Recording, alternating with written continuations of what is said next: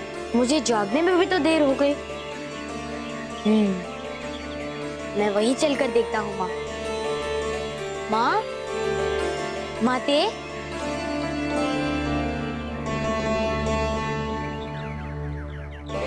माँ, माते, माँ, माँ।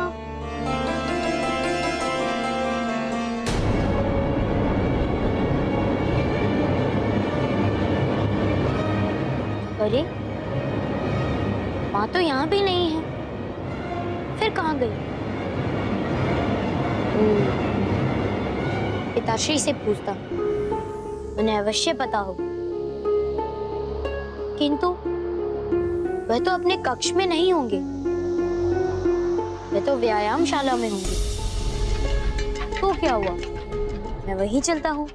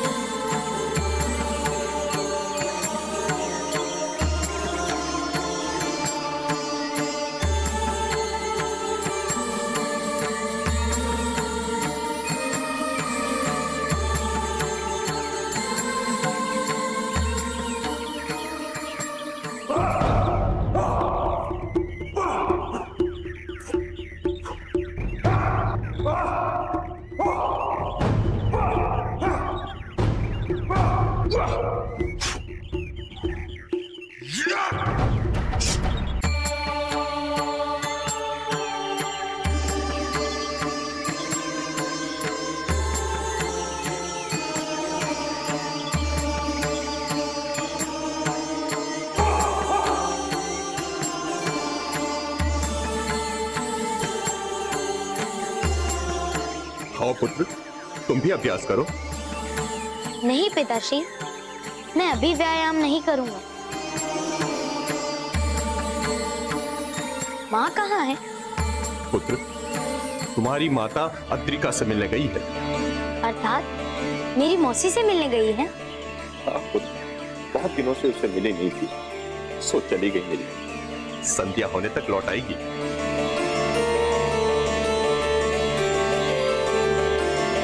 केवल मिलने गई है या किसी आवश्यक कार्यवश से गई है? हाँ, एक पथ दो काज, मिलना भी और अवश्य कार्य भी। पिताश्री, एक बात पूछूं? हाँ हाँ पुत्र, पूछो। कहीं माँ मुझसे रुष्ट होकर तो नहीं गई है ना?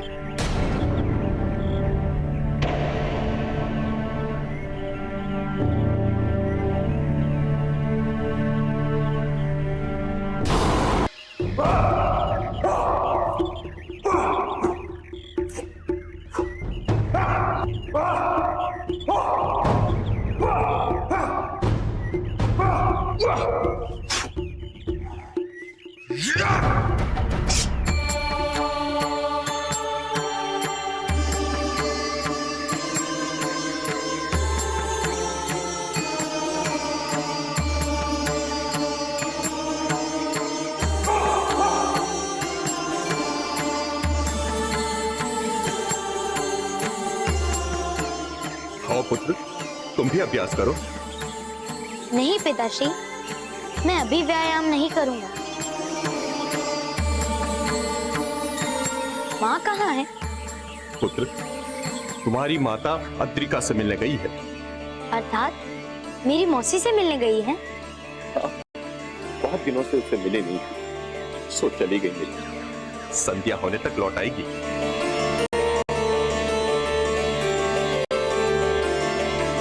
केवल मिलने गई है या किसी आवश्यक कार्यवश से गई है? हाँ, एक पथ दो काज, मिलना भी और अवश्य कार्य भी। पिताश्री, एक बात पूछूं? हाँ हाँ पुत्र, पूछो। कहीं माँ मुझसे रुष्ट होकर तो नहीं गई है ना?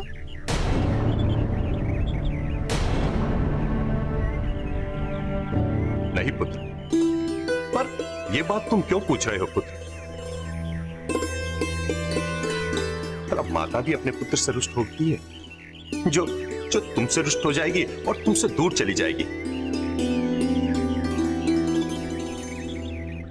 बल्कि जाते समय वो बड़ी द्वंद और दुविधा में थी कि आज ही मेरा पुत्र आया है और आज ही मुझे जाना पड़ रहा है। पिताश्री, मुझे माँ के पास जाना है।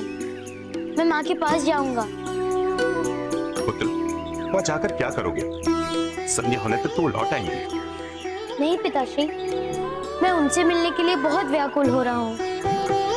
पुत्र, तुम मेरी बात नहीं मानोगे?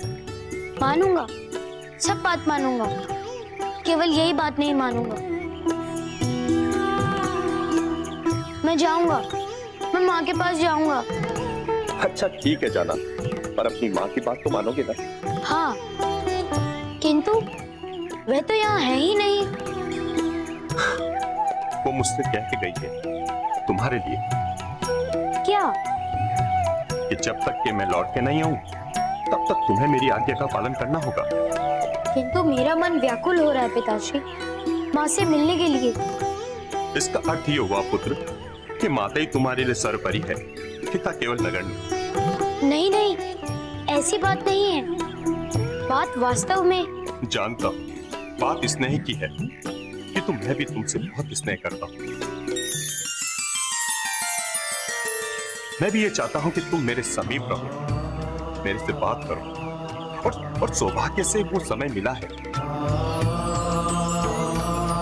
तो क्यों ना हम एक साथ तुम मेरे कार्य में हाथ बटाओ। तो ठीक है, मुझे बताएं कि मुझे क्या करना होगा। पुत्र, तुम तपोवन में जाकर ऋषियों की रहने की व्यवस्था करो। कोई आयोजन होने वाला है क्या?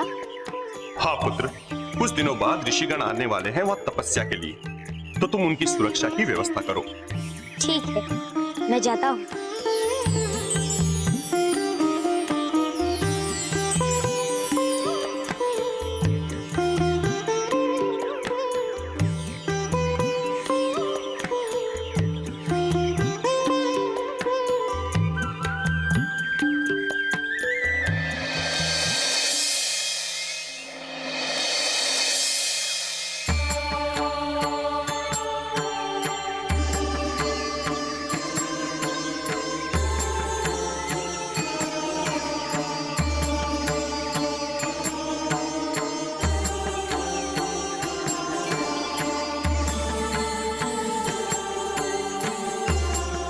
पिताश्री ने तो कहा था कि ऋषियों के आने में तो अभी समय है।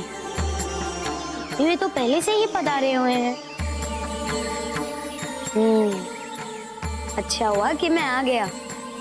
मैं इनसे जाकर पूछ लेता हूँ कि इन्हें तपोवन में कोई समस्या तो नहीं है ना।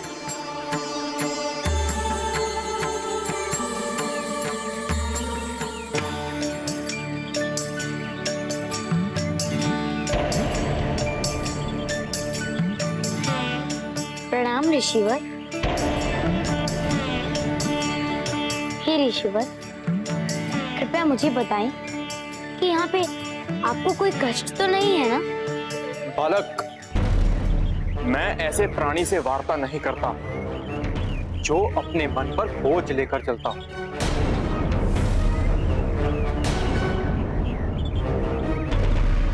बोझ? कैसा बोझ? मेरे मन पर कोई बोझ नहीं है। जो सत्य ना बोले, अपने वचन का पालन ना करे और जिसकी आत्मा में धिक्कार भाव ना हो, मैं ऐसे प्राणी से भी वार्ता नहीं करता बालक, क्योंकि ऐसा प्राणी सत्पुरुष नहीं होता। ऋषिवर, मुझे आपकी बातें समझ में नहीं आ रही। कैसा वचन, कैसा धिक्कार भाव? अच्छा, वचन तो वचन, तुम अपना कथन भी भूल गए। तुम उद्दंड बालक। हे ऋषिवर, मैं सत्य कह रहा हूँ। मुझे आपकी बातें बिल्कुल समझ में नहीं आ रही हैं।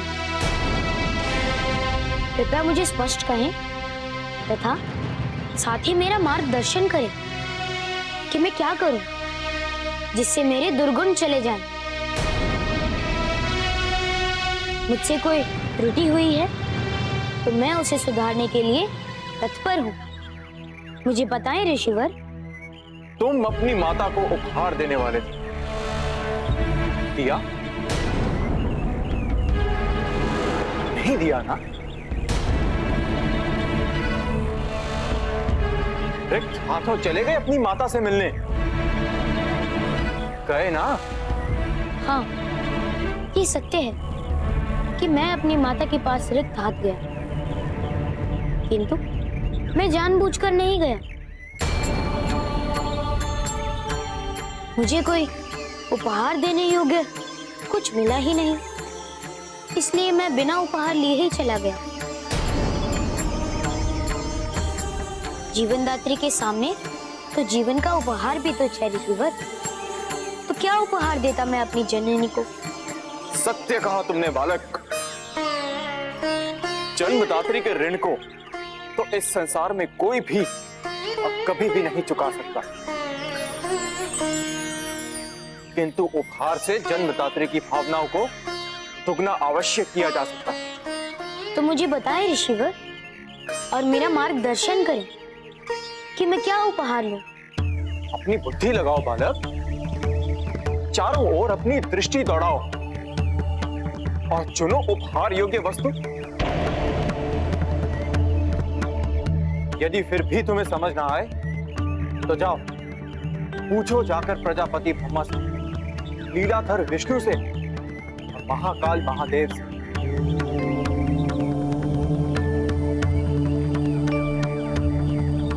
आपने तो मेरी परेशानी और भी बढ़ा दी ऋषिवर।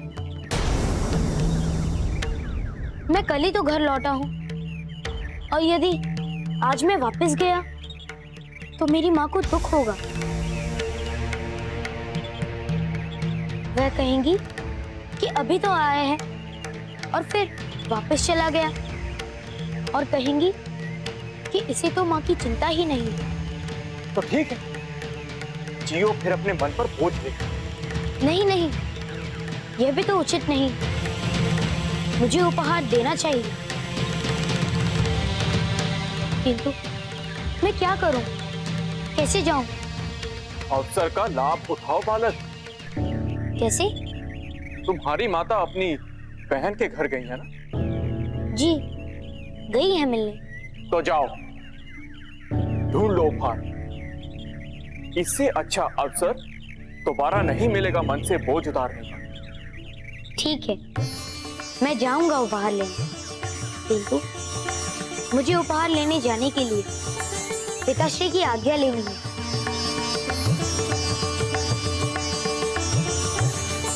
मैं अभी आज्ञा लेकर जाता हूँ उपहार लाने।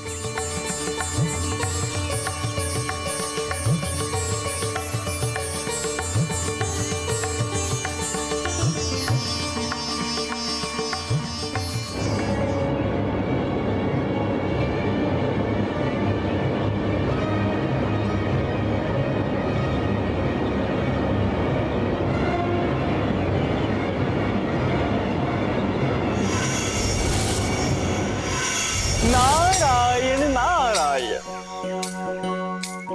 लीजिए प्रभु, आपकी लीला की धरातल तो बना दी मैंने। नारायण नारायण।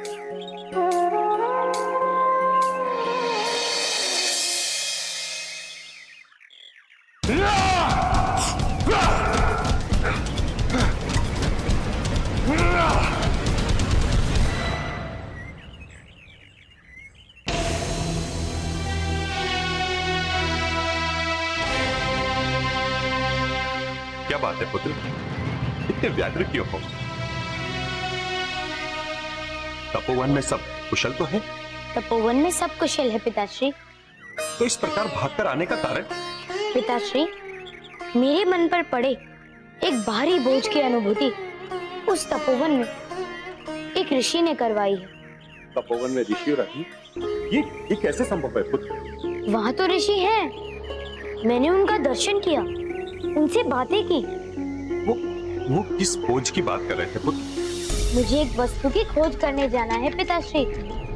उसके लिए मुझे आपकी आज्ञा चाहिए। मैं सूर्यास्त से पहले तक आ जाऊंगा। पुत्र, तुम उस वस्तु का नाम बताओ, मैं मंगवा दूंगा। नहीं पिताश्री, मैं उसे स्वयं खोजना चाहता हूँ, किसी दास या किसी सैनिक के द्वारा नहीं। कृपया मुझे जाने की अनुमति दे दीजिए पिताश्री।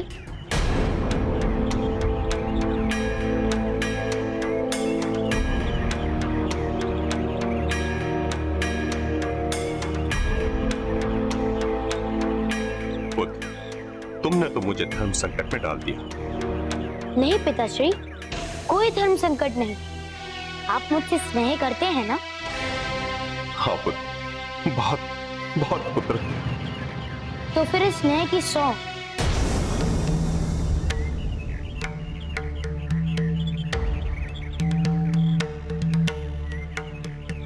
ठीक है पुत्र, तुम जाओ और खोज कर दोपहर तक लौट आना, चाहे वो वस्तु मिले या ना मिले। ठीक है, मैं आ जाऊंगा।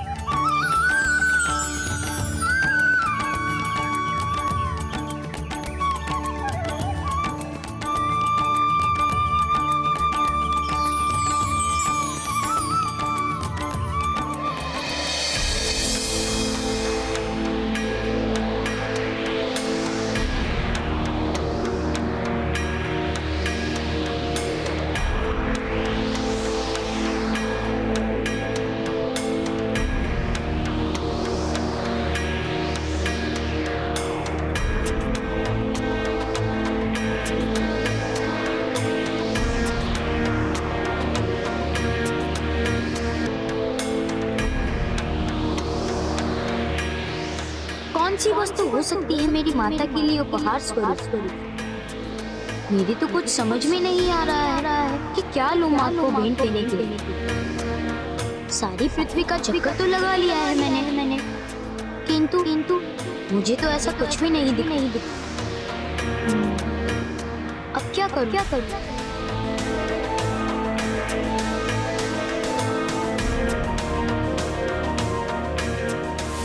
अपनी बुद्धि लगाओ बालक, चारों ओर अपनी दृष्टि दौड़ाओ और चुनो उपहार योग्य वस्तु।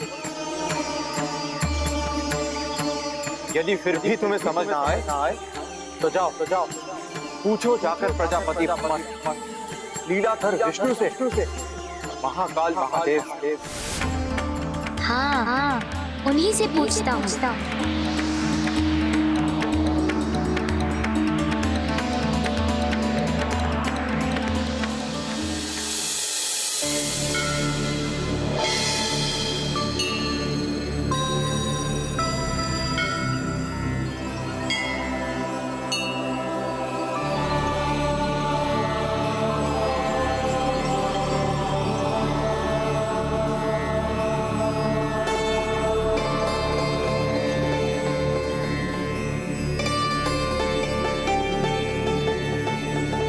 ब्रह्मदेव, हनुमान, आप यहाँ कैसे आना हुआ? क्षमा करें परमपिता, अचानक आने की।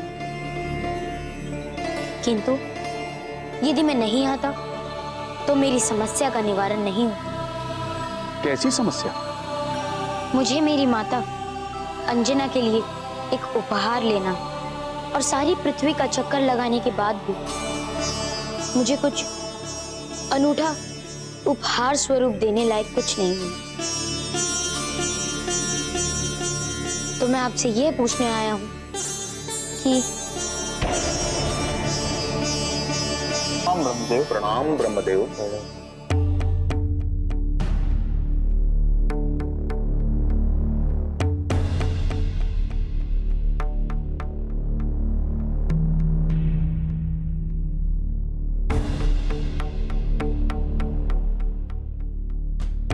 मैं तुम दोनों से श्रेष्ठ हूं। मैं ना रहूं तो जीवन ही ना रहे। मेरे बिना तुम्हारा कोई अस्तित्व नहीं जलदेव, इसलिए श्रेष्ठ मैं हूं। तुम लोग मुझे क्रोध मत दिलाओ। मैं ही वो माध्यम हूं जिससे देवताओं को भोग प्राप्त होता है, इसीलिए मैं ही श्रेष्ठ हूं।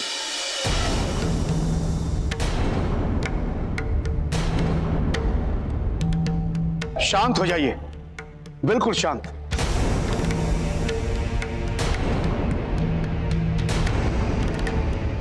आप लोग देवता होकर लड़ रहे हैं? तो आप निर्णय कर दीजिए, हम नहीं लड़ेंगे।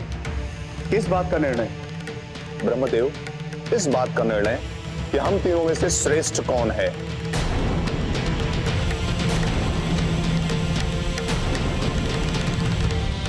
ब्रह्मदेव, मैं कहता हूं कि इन दोनों से श्रेष्ठ मैं हूं।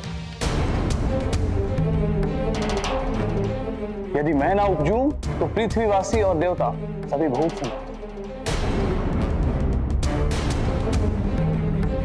इसलिए देवताओं को मिलने वाले अर्घ में से एक बड़ा अंश मुझे भी मिलना, क्योंकि मुझसे ही जीवन है।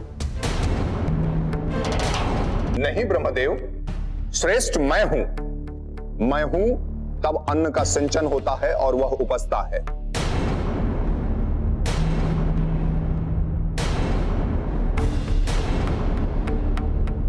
यदि मैं सिंचन बंद कर दूं तो वह उपजे ही नहीं, इसलिए उस अंश में से एक बड़ा भाग मुझे मिलना चाहिए।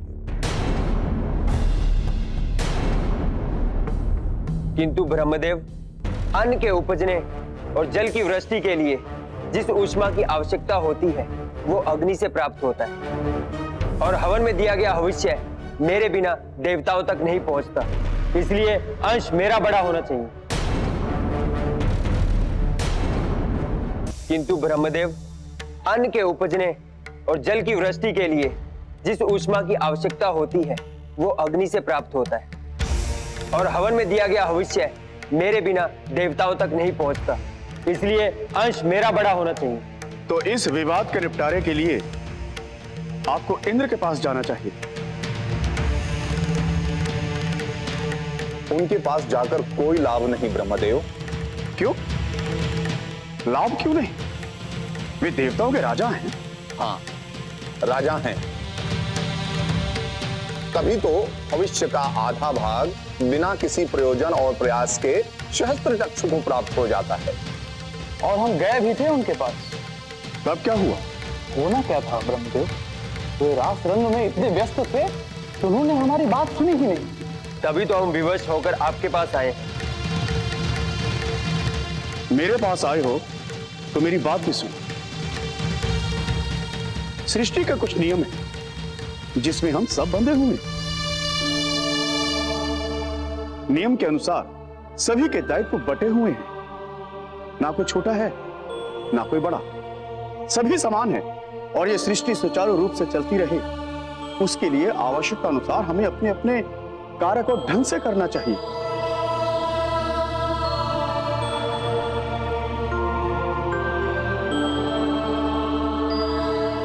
अतएव अब आप लोग जाएं और शांति पूर्वक इस संदर्भ में सोचें। इस बात से हम संतुष्ट नहीं है ब्रह्मदेव। हम इस विषय पर भगवान श्री विष्णु से बात करेंगे। प्रणाम ब्रह्मदेव।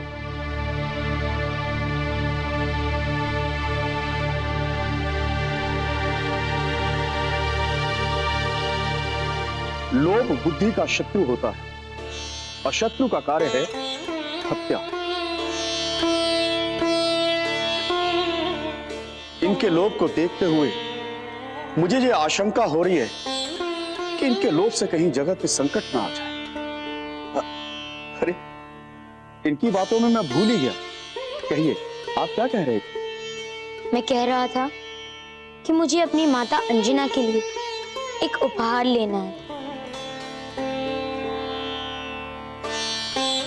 किंतु मुझे समझ नहीं आ रहा है कि मैं क्या लूं। आप मेरी सहायता करें ये बताने में कि क्या लेना उचित होगा। इसमें तो विष्णुदेव आपकी सहायता भली भांति कर सकते हैं, आप उन्हीं का मार्गदर्शन दें। ठीक है, गमन की आज्ञा दें परमपिता।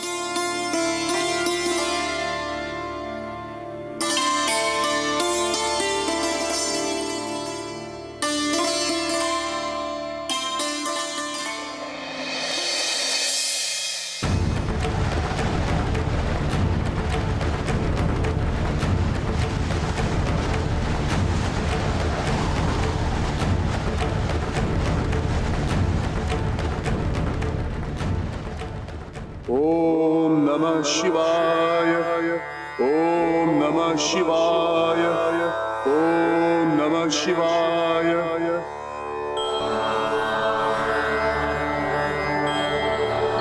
ओम नमः शिवाय, ओम नमः शिवाय।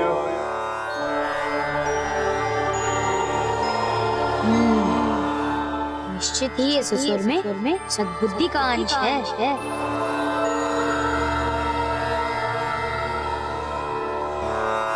ओम नमः शिवाय, ओम नमः शिवाय, ओम नमः शिवाय।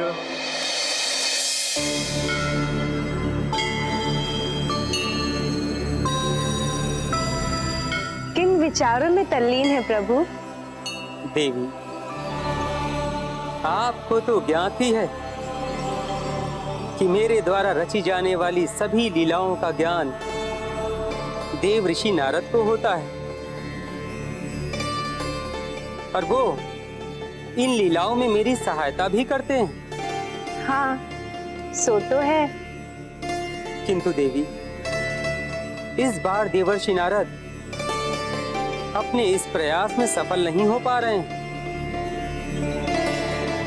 और यही मेरे समक्ष एक बहुत बड़ी समस्या बनकर खड़ी हो गई है। स्वयं प्रभु के समक्ष समस्या? हाँ देवी, और मुझे इस समस्या से बाहर निकलने का कोई भी मार्ग नहीं मिल रहा है। प्रभु जब ऐसा कहेंगे तो सृष्टि कैसे चलेगी? क्या कहा आपने? सृष्टि? देवी, आपने तो स्वयं मुझे इस समस्या से बाहर निकलने का हल दे दिया। यह तो अच्छी बात है कि आपको समस्या से निकलने का मार्ग मिल गया, किंतु प्रभु समस्या क्या है? समस्या हनुमान के अपनी माता अंजना को भेंट देने से जुड़ी हुई है। समस्या भेंट देने से जुड़ी है प्रभु? किसी को भेंट देने से भला समस्या कैसे हो सकती है? देवी, ये भेंट देना तो केवल एक युक्ति मात्र है। उस बड़े कार्य को संपन्न करने के लिए जो हनुमान के हाथों से संपादित होना है, और मुझे उसी कार्य को संपादित करने का कोई मार्ग नहीं मिल रहा था, किंतु आपके कथन से मुझे वह मार्ग मिल गया। पत्नियां अब से अपने पति के जीवन में केवल सहगामिनी एवं सहभागिनी ही नहीं रहेंगी, अपितु उनके प्रक्रिया एवं योजनाओं में सहकारिणी भी रहेंगी। इस गौरव में स्थान को देने के लिए आपका कोटि कोटि धन्यवाद।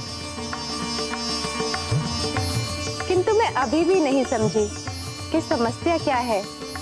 देवी, तनिक दृष्टि गड़ाए रखिए, आपको शीघ्र ही सब समझ आ जाएगा।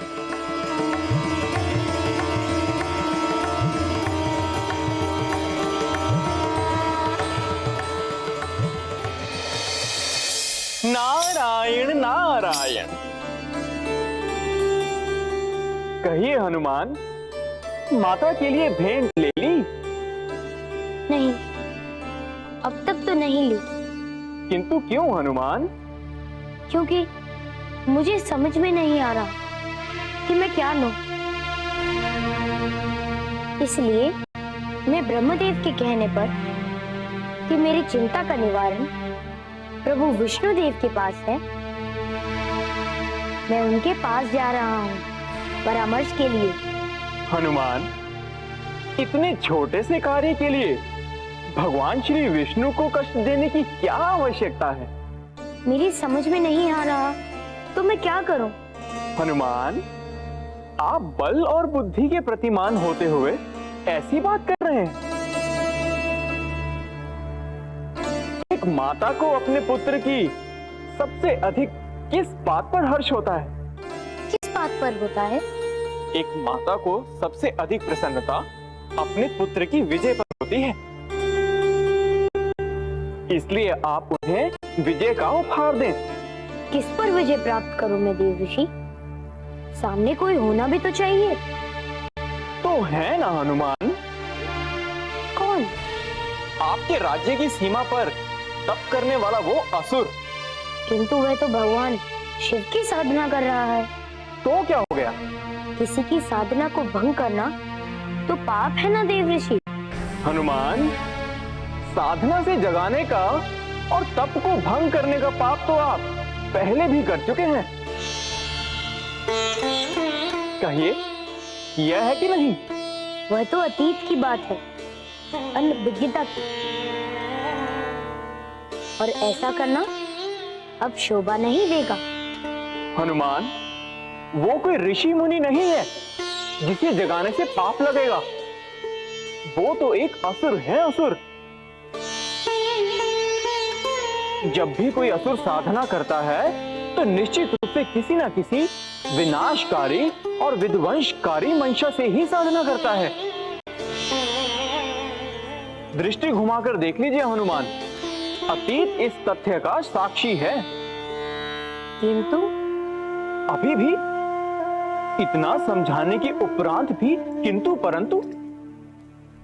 ठीक है हनुमान, तो फिर खोजिए संपूर्ण ब्रह्मांड में उपहार, कदाचित कोई मिल ही जाए।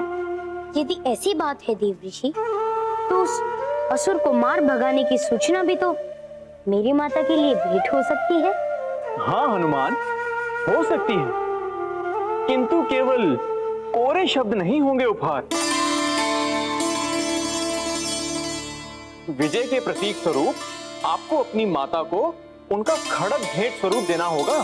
तो ठीक है देव ऋषि, मैं अभी जाता हूँ उपहार का प्रबंध करने।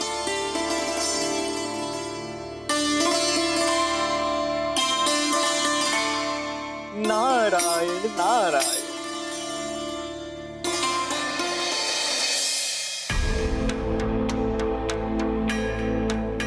चलो, किंतु देख लेना तुम दोनों, भगवान विष्णु मुझे ही घोषित करेंगे प्रमुख देव।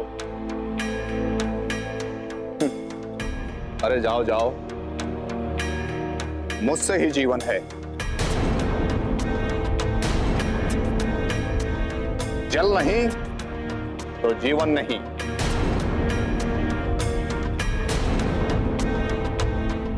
इसलिए प्रमुख देव तो मैं ही घोषित होऊंगा। तुम दोनों अपना प्रलाप बंद करो। अग्नि ही सब जीवों का प्राण रूप है, अतएव प्रमुख देव मैं ही घोषित होऊंगा। चलो, चल ही रहे हो ना, तो चिंता मत करो, पता चल जाएगा। चिंता मैं नहीं कर रहा हूं, चिंता मुझे तुम दोनों की हो रही है। तो मत करो ना चिंता, क्योंकि अभी निर्णय नहीं हुआ, इसलिए मौन रहो। नहीं रहूंगा मौन, मन मेरा है। झगड़ा करने का कोई लाभ नहीं। हम चल रहे हैं ना भगवान विष्णु के पास, तो शांतिपूर्वक चलें।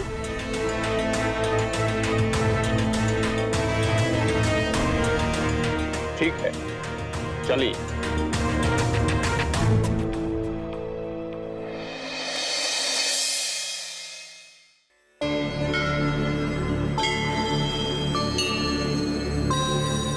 क्या हुआ प्रभु? आपके मुख पर चिंता की गहरी रेखाएं दिखाई दे रही है।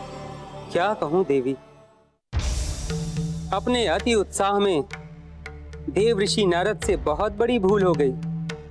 भूल? कैसे भूल? सब कुछ जानते हुए भी उन्होंने लीला के प्रथम चरण में ही लीला का समापन अध्याय लिख डाला। मैं कुछ समझी नहीं प्रभु। देवी, देव ऋषि नारद ने हनुमान को वृत्तासुर से युद्ध करने के लिए प्रेरित कर लिया है, और यदि यह युद्ध हुआ तो इस लीला का कोई भी उद्देश्य पूर्ण नहीं होगा। तो फिर क्या होगा प्रभु? देवी,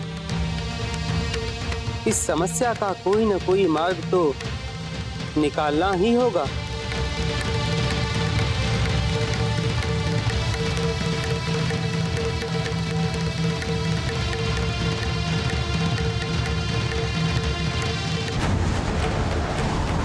ओम नमः शिवाय, ओम नमः शिवाय, ओम नमः शिवाय, ओम नमः शिवाय।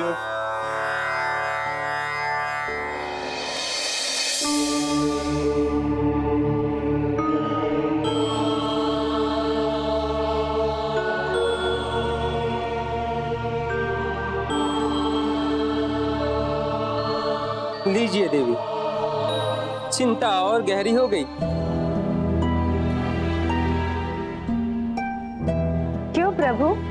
संकट का प्रथम चरण जो प्रारंभ हो गया, अब मुझे उस ओर से ध्यान हटाकर इन तीनों देवों के विवादों को सुलझाना होगा।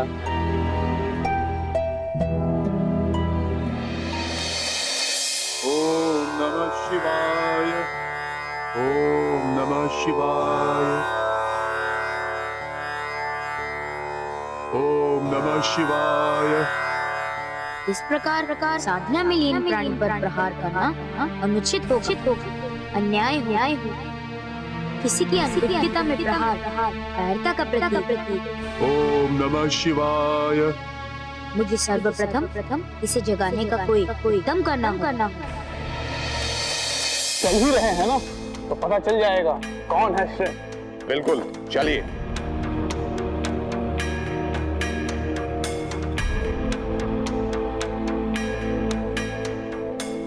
प्रणाम प्रणाम प्रभु।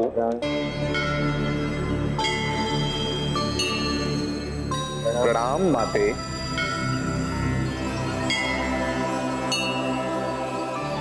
कहिए देवो, किस प्रयोजन से आना हुआ? प्रभु, आप तो अंतर्यामी, अब हम क्या बताएं? किंतु यदि आप अपने मुख से बताएंगे तो मुझे अच्छा लगेगा। निसंकोच कहिए। प्रभु, मैं चाहता हूं कि मुझे प्रमुख देव घोषित किया जाए। नहीं प्रभु, प्रमुख देव होने का अधिकार तो केवल मुझे ही प्राप्त होना चाहिए।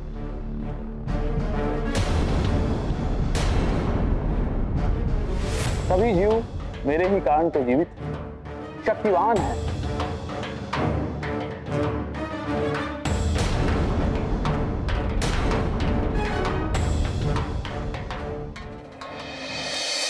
ओम नमः शिवाय, ओम नमः शिवाय, ओम नमः शिवाय, ओम नमः शिवाय, ओम नमः शिवाय, ओम नमः शिवाय, ओम नमः शिवाय, ओम नमः शिवाय, ओम नमः शिवाय, ओम नमः शिवाय, ओम नमः शिवाय, ओम नमः शिवाय। अब और क्या करूं? किस प्रकार इस असुर की साधना को भंग करूं? अन्नदेव, आपका कथन बिल्कुल उचित है।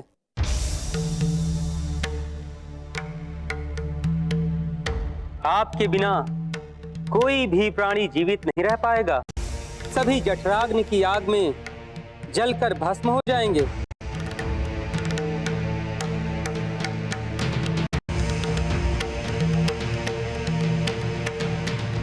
आपके बिना ये सृष्टि नहीं रह जाएगी, मैं श्मशान बन जाएगी। किंतु अन्न को सींचने और उसे जीवन देने का कार्य तो जल अर्थात मैं करता हूं प्रभु। इसलिए प्रमुख देव होने का अधिकार तो मुझे मिलना चाहिए।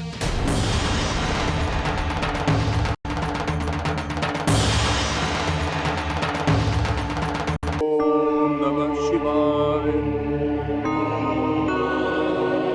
ओम नमः शिवाय।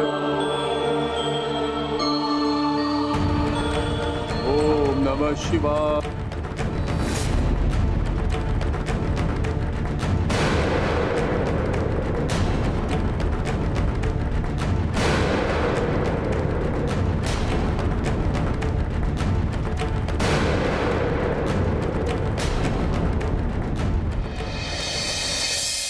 देवों, आप तीनों की ही बातों में विवेक एवं स्वेच्छा के स्थान पर अहंकार प्रतीत हो रहा है।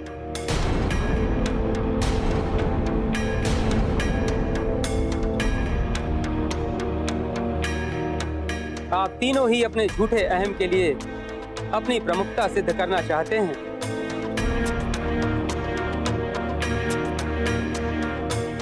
जबकि सत्य तो यह है कि सृष्टि में सब कुछ किसी न किसी प्रयोजन एवं किसी न किसी उद्देश्य का एक भाग है।